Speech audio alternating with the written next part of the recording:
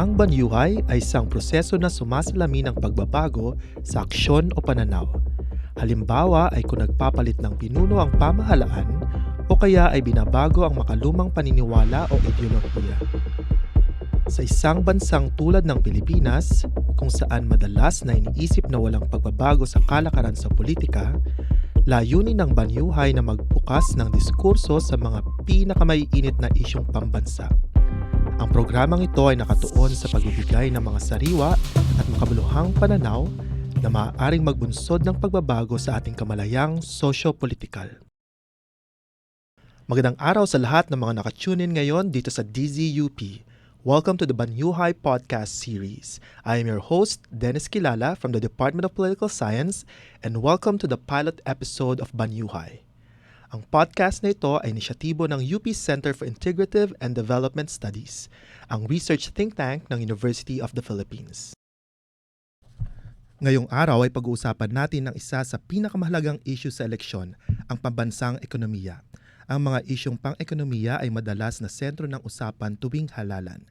Ngayon, susuriin natin kung paano na-impluwensyahan ang ekonomiya ng Pilipinas tuwing eleksyon.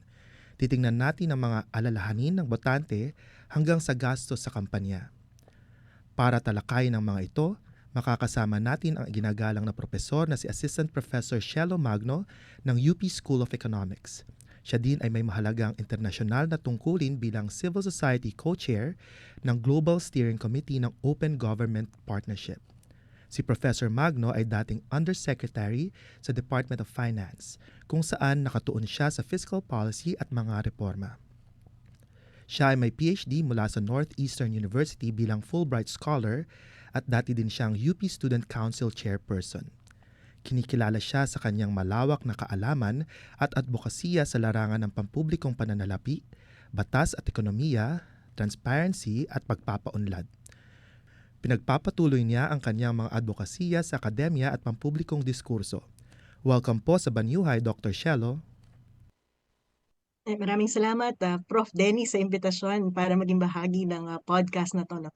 Meron po bang panandalian o pangmatagalang epekto sa ekonomiya ang mga aktibidad tuwing halalan, kagaya po ng sinasabing ayuda at mga parehas na aktibidad? Naku, malaki po ang epekto ng eleksyon sa ekonomiya natin. Minsan umaabot yan ng 1 year before the election, meron na agad impact na makikita natin. Anong tong mga impact na to? Alam natin na kapag nag-eleksyon, matindi ang gastusin ng mga kandidato. So doon pa lang ay nagkakaroon na ng impact yung tinatawag nating increase in consumption dahil doon sa mga perang lumalabas dahil sa eleksyon. So maraming nabibigyan ng ayuda, maraming gumagastos sa pagpapaimprenta ng mga paraphernalia, maraming sorties na na-organize. Lahat po na yan ay may positive impact sa ekonomiya natin. Kaya pag nakikita natin, kapag election period, nagkakaroon talaga ng surge sa economic growth. According to the Philippine Statistics Authority, lumaki daw ang ating GDP ng 5.4% noong unang bahagi ng taong 2025. Ito na po ba yung inaasahan natin na positive growth o hinihintay pa po natin to sa second quarter ng taon? Well, kasama na po yung epekto na yan sa first quarter ng taon at patuloy na makikita natin yan hanggang second quarter, no? Kasi umabot naman po yung election period natin ng April, May. So may makikita pa po tayong dagdag na impact sa growth ng ekonomiya natin dahil sa election. Yung pag-hold po ng election itself, ano po kaya ang epekto nito doon sa investor confidence naman? Nako, malaki din yan, no? At ang mga investors natin ay talagang nagbabantay. Actually, hindi lang investors, ang buong mundo. Kaya minsan makikita natin may mga European Union Commission na pumupunta dito para mag-observe ng election natin. Ang kalagayan kasi ng politika sa isang bansa ay isa sa mga mahahalagang factor sa pagdedesisyon ng mga investors na pumasok sa isang bansa. Tinitingnan nila kung stable ba yung political context ng bansang to, wala bang mga conflict. Dahil pag maglalaan kami ng malaking pera para mag-invest sa isang bansa, gusto namin tahimik at stable ang gobyerno dahil gusto nating may stability din sa mga polisiya na i-implement nila. So marami po talagang nagbabantay at tumitingin kung malinis ba ang eleksyon, Sino ang mga nananalo? Ano ang implikasyon nito sa mga politikang mangyayari sa isang bansa? Maraming salamat po doon, Prof. Shelo. Sa inyo pong palagay, naging importante po ba sa mga botante ang inflation, kasiguruhan sa pagtatrabaho at ilan pang pang-ekonomiyang issue sa kanilang pagboto noong nakaraang halalan? Yan po talaga ang pangunahing concern ng ating mga botante, yung patuloy na pagtaas ng presyo ng mga bilihin. Actually, hindi lang yung patuloy na pagtaas ng presyo ng bilihin, kundi yung affordability ba? O yung kakayahan ng mga kababayan natin na mabili yung mga pangunahing bilihin. At syempre, kung pag-uusapan natin yung kakayahan na mabili yung mga pangunahing pangangailangan nito, papasok yung usapin ng trabaho. Pero yun nga po yung very interesting din sa eleksyon, ano? Pagka nagkaroon ng mga surveys, yan yung mga pangunahing problema na sinasabi nila kanilang concerns. Pero pag tinugma mo, doon naman sa mga tumatakbo, well, maraming mga sikat na walang plataforma, pero tumatakbo pa rin. So parang sasabi natin ito yung mga problema pero hindi natin usually tinutugma yan sa mga plataforma na dinadala naman ng mga kandidato. Actually, hindi lang ng plataforma, kundi yung track record ba ng mga kandidato kung may kakayahan sila solusyonan yung problema ng pagiging unaffordable ng pagkain at yung kakayahan nila kung kaya ba talaga nilang mag-implement at mag-formulate ng mga polisiya na makakalikha ng trabaho. May disconnect doon. Pero tama ka. Yan yung mga priority questions talaga at mga pangunahing problema ng mga mamamayang Pilipino. Doon po ba sa mga nanalo noong nakaraang halalan, nakita natin na may pagtutugma o talagang may disconnect po talaga? May disconnect, halimbawa na lang pinagtatakahan ko kung bakit nandun pa rin sa top 12 si Camille Villar. Napakalaki ng problema natin sa tubig. Kalahati ng mga Pilipino ay walang access sa piped water. At doon naman sa lugar na kung saan yung kumpanya nila ay nag-ooperate, ay hindi naman nila matugunan yung responsibilidad magbigay ng malinis na tubig. Ang tubig ay bahagi ng pangangailangan sa pagkain. Hindi tayo mabubuhay kung hindi tayo iinom ng tubig. That's a basic right. Bakit siya nanalo? Di ba? Yan yung pinakakongkretong halimbawa na may disconnect sa basic na pangailangan at sa mga politikong nananalo. Meron pala akong pangalawang example, si Lito Lapid. Di ba napakadami ng problema ng lipunan natin? Ano yung track record ni Lito Lapid mula nung naging senador siya? May maalala ba tayo na significant contribution niya sa paggawa ng batas para mapadali yung buhay natin bilang mga Pilipino? Ako kasi walang maalala. Ang naalala ko yung involvement ng pamilya niya sa korupsyon, sa issue ng korupsyon sa quarry nung sila ang nagpapatakbo ng Pampanga, and yet nanalo pa rin siya. 'Di ba? So yung disconnect sa problema ng lipunan, yung pangailangang solusyonan nito, at yung profile ng mga kandidatong nananalo sa eleksyon. Given po yung disconnect na yon, no, kinakailangan po ba natin ng malawakang reformang pang-ekonomiya o sapat na po ba yung mga patakaran na meron tayo ngayon? Actually, alam mo, bigla akong naisip, baka naman hindi completely disconnect. Kasi ang mga tao na paniwala na pwedeng magkaroon ng 20 pesos na bigas. Di ba yan ang pinapangunahing plataforma ng presidente nung tumatakbo siya na hanggang ngayon ay hindi naman natutupad at alam ng marami na imposibleng mangyari.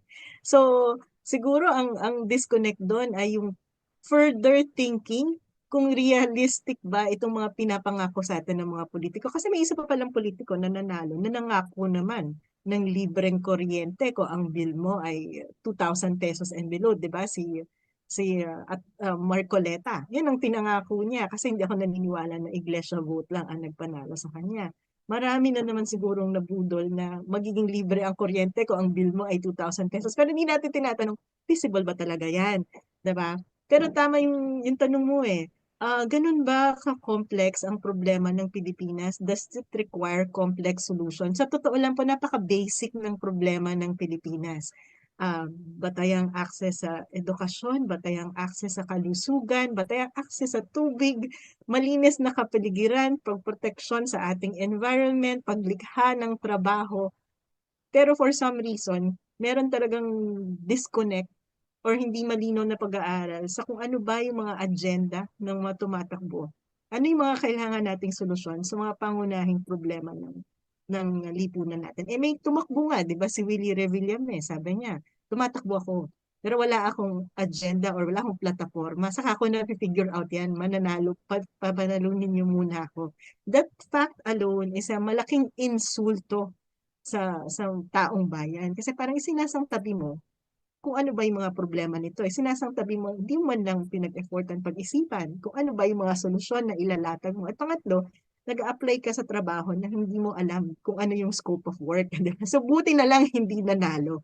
Kasi para ka dyang nag-hire ng isang empleyado na hindi pala niya alam kung ano yung trabaho ng pinapasukan niya. But yun yung isang halimbawa kasi ng napakalaking insulto, yung mga tumatakbo, naniniwala na mananalo lang sila dahil sikat sila without even exerting an effort na i-analyze kung bakit ba naghihirap ang mga Pilipino at ano yung mga konkretong solusyon sa mga paghihirap na to. Yung tipong ano, no, merong sinasabi na kinakailangan ng mga tao. Tapos, yung pagtakbo mo, walang plataporma, hindi niya sinasagot kung ano yung hinihingi at kinakailangan ng mga tao. Sa pagdating sa ganun, Prof. Shelo, no, ano nga ba, kunyari, ano ba yung maliban doon sa mga sinasabi ng ating mga basic na pangangailangan ng ating mga kababayan? Sa inyo po, ano po yung sa tingin niyo pang dapat baguhin o dapat pa nating may patakaran pagdating sa ekonomiya po ng bansa natin? Mm. Alam niyo, katulad ng sinabi ko, talagang back to basic ito. Pero sa akin, ang pangunahing elemento na napakahalaga ay tayo bilang mga mamamayan ay mas maging aktibo. Tapos na yung eleksyon, maaaring nanalo yung mga sinuportahan natin, maaaring nanalo yung mga hindi natin gustong tao. Pero at the end of the day, yan ang mga politiko natin. At tayo mga mamamayan, alam naman natin yung mga batayang pangangailangan natin. Gusto natin makapag-aral ng maayos ang ating mga anak. Gusto nating magkaroon ng maayos na trabaho. Gusto nating mabili yung mga pagkain na kailangan natin. Ngayon, kailangan nating bantayan kung ano ba yung mga pagkilos o mga trabaho na ginagawa nila para tugunan itong mga batayang pangangailangan natin. Minsan kasi nako-confuse din tayo kapag binoboto natin yung mga politiko. Akala natin idol natin sila. Parang artista lang, 'di ba? So suportahan mo, ipaglalaban mo kahit ano pa yung ginagawa nila. Kailangan nating baguhin yung thinking na yon. Na yung mga politiko, in-elect mo yan para magsilbi sa'yo. So ngayon na na-elect na sila, ibahin na natin. Isang tabi na natin yung pagiging idol natin sa kanila nung kinampanya natin sila. Simulan na natin silang singilin.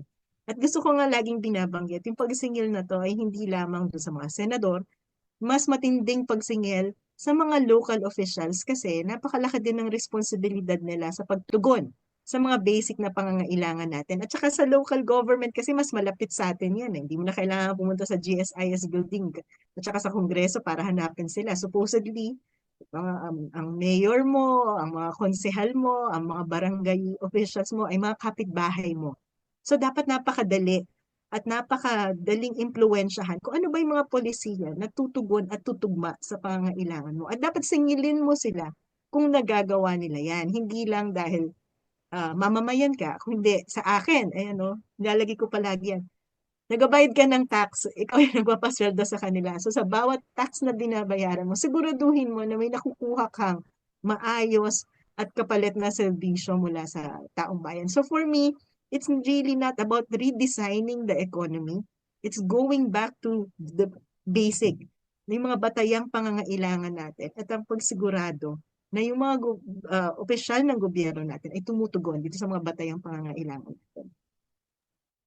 Sa mga batayang pangangailangan po natin, Prof. Shelo, no, ano po ba yung mga dapat unahin ng mga bagong nahalal natin para po matugunan talaga yung mga issue ng sikmura at bulsa ng ating mga botante? Mm-mm. Priorities po.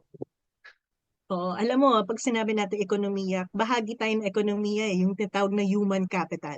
Pag sinabi natin human capital, paano natin mapoprotektahan, mapapalago yung mga tao, yung mga mamamayan natin? Pumapasok dyan yung usapin ng edukasyon at kalusugan. At sa usapin nga ng edukasyon, pumapasok din dyan yung proper nutrition. Halimbawa, isa sa pinakamalaking problema natin sa bansa ay yung malnutrition, lalong-lalo na yung stunting sa mga bata, sa mga anak natin. Bakit problema ang stunting? Kasi ang mga batang stunted, I think sa Filipino ang translation nito ay bansot. Minsan iniisip natin maliliit lang sila.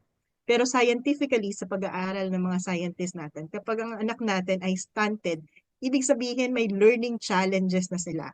Ito yung mga batang likely hindi makakatapos ng pag-aaral, no? At batay sa statistics natin, 1/3 ng mga anak natin ay stunted. Hindi lang sa low-income household, pati sa middle income at saka sa high-income families, may mga batang stunted. Pero ang mas alarming, sa 20% poorest household, kalahati ng mga bata dyan ay stunted. So, ibig sabihin, mahirap ka na kung stunted ka pa, ang taas ng likelihood na hindi ka makakatapos ng pag-aaral. So, kung hindi ka makakatapos ng pag-aaral, hindi ka makakahanap ng trabaho. Diba? So, napakalaking agad. Pero ito pa yung tricky part dyan. Paano mo isosolve ang stunting? Hindi lang po yan yung pagbibigay ng pagkain. Kasi kadalasan may mga programa yung ating gobyerno, free feeding, di ba? Pag pumasok ka sa paaralan. Pero alam niyo po ba na yung stunting, ang window lang para ma-address dyan ay yung proper nutrition habang buntis ang nanay at saka habang ang bata ay aabot sa 2-3 taong gulang.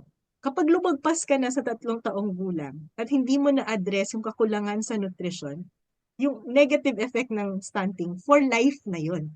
So napaka-critical, no? So hindi talaga siya, it doesn't require complex solution. Simple ang solusyon.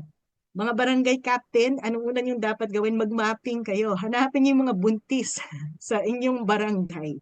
At siguraduhin na may tamang nutrisyon sila at may access sila sa pagkain. Dahil kung hindi natin masasagip itong mga stunted na batang to, yaan ang human capital natin sa future. Imaginin mo yung 1/3 ng populasyon mo ay hindi makatapos ng pag-aaral. Paano tayo makakahanap ng maayos na trabaho? Paano natin maiaangat sa kahirapan yung ating mga mamamayan? Human capital pala pinag-uusapan natin. Yung pangalawang usapin sa human capital, access sa kalusugan.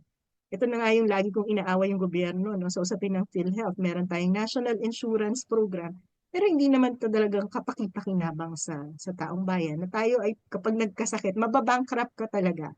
Kasi kahit middle income, yung savings mo mauubos sa pagpapagamot kapag ikaw ay nagkakasakit. Pinag-uusapan na natin yung middle class dyan. Yung mga mahihirap, hindi na po sila nagpapagamot at hindi na sila pupunta sa ospital dahil alam nila na kapag sila ay na-diagnose na may sakit, wala rin naman silang panggastos para magpagamot. So, hindi na sila nagpapagamot.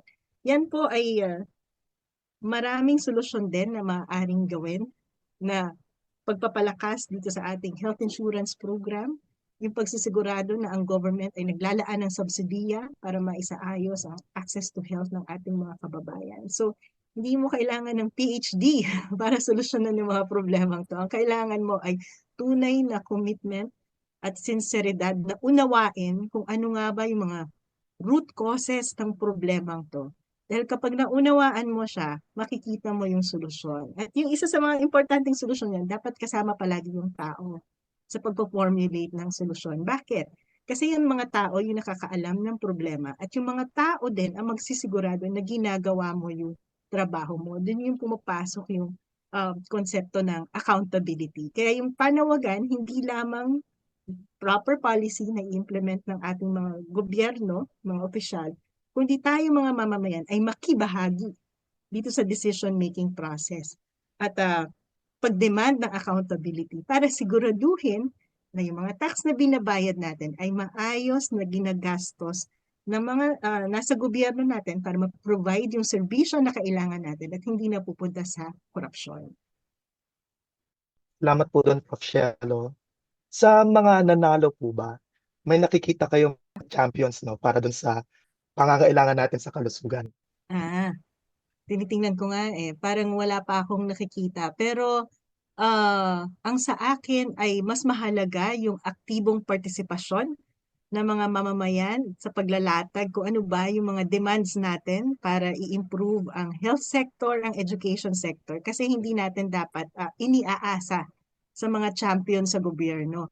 Kasi yung mga champion na yan ay nagre-responde lang din sa mga hinaing ng taong bayan. So kung patuloy tayong maingay, patuloy tayong nagde-demand, kikilos po sila. So kung ngayon wala pa tayong mga champion, kapag tayo ay nag-ingay, makikita nila na kailangan nilang tugunan yung pangangailangan natin. Kaya for me, napakahalaga na kahit sino yung nanalo sa eleksyon, binoto mo man yan or hindi, yung pag-demand ng accountability at yung pagiging aktibo sa paglalatag kung ano ba yung pangangailangan natin, for me ay mas mahalaga. Kaya kahit tapos na yung eleksyon, tingin ko dapat tayo ay tuloy-tuloy na nakikibahagi sa pagpapatakbo ng ating pamahalaan. May epekto po ba ang mga political dynasty at ang kanilang interes sa ekonomiya at polisiya sa susunod na kongreso, pareho po sa mababang kapulungan at sa Senado? Nako, malaki po ang epekto niyan ng mga dinastiya at ng mga powerful families sa ekonomiya natin, no? Halimbawa, babalikan ko ang pamilyang Villar. 'Di ba? Bakit sila patuloy na tumatakbo sa posisyon? Nakita natin ang interes nila sa polisiya at nakita natin ang epekto nito. Halimbawa, si dating senador na, no? Senador pa po siya, Cynthia Villar. Siya ay nasa Committee on Natural Resources. Siya ang in charge sa kung anong mga batas ang lalabas dyan. At ano yung nakita natin? Well, hanggang ngayon wala tayong National Land Use Plan. Ang National Land Use Plan, ang batas sana na magtatalaga kung ano ba ang magiging proseso natin sa land conversion, papayagan ba nating i-transform ang ating mga agricultural lands na maging real estate property. So habang walang batas na nag-govern dyan, ay patuloy lang ang pag-convert ng mga lupa natin mula sa na maaari sana nating gamitin para tugunan yung pangangailangan natin sa pagkain, yung tinatawag nating food security. Pero hindi natin masolve-solve yan kasi ayaw palabasin sa Committee on Natural Resources ni Senator Cynthia Villar. Yan ay konkretong epekto, no, ng mga dinastiya na patuloy na takbo ng takbo para protektahan ang interes nila. Meron pa isang konkretong halimbawa kasi sa mga ibang familiar sa akin, malaking bahagi ng advokasya ko ang mining. No? Si Speaker Romualdez ay alam naman natin na bahagi ng isa sa mga pamilyang makapangyarihan na involved sa mining sector. Nung nakaraang kongreso, actually hindi pa tapos itong usapin na to. For me, ang mining kasi ay isang pambansang industriya na dapat lahat ay nakikinabang. At kung interes ng mamamayan at ng gobyerno yung sinusulong natin dyan, kailangan nakakakuha tayo ng sapat na bayad mula sa tax at royalty na binabayad ng mining companies. At alam niyo po ba, sa kasalukuyang kongreso, yung batas, yung pinopropose na batas na lumabas sa House of Representatives ay imbes na itaas ang binabayaran ng mga mining companies ay binababa. So kung yan ay binababa, kaninong interes ang pinoprotektahan yan? Interes ba yan ng taong bayan o interes ng mga minero na kung saan pangunahing business yan ni Speaker Romualdez? At bakit patuloy na tumatakbo si Speaker Romualdez para ba protektahan ang interes ng taong bayan? Kailangan pa ba natin talaga ang pamilya niya sa Kongreso? Kasi kung hindi natin alam, Congresswoman din yung asawa ni Speaker Romualdez. At siya ay kumakatawan ng isang party list. Nanalo na naman yung party list niya. Hindi naman ata yung misis niya ngayon yung pangunahing representative ng party list niya. Yung anak naman niya. Pero nakikita mo yung conflict of interest mula sa mga dinastiya at politikong ito sa kanilang mga personal na interest. Meron pa akong pangatlong halimbawa.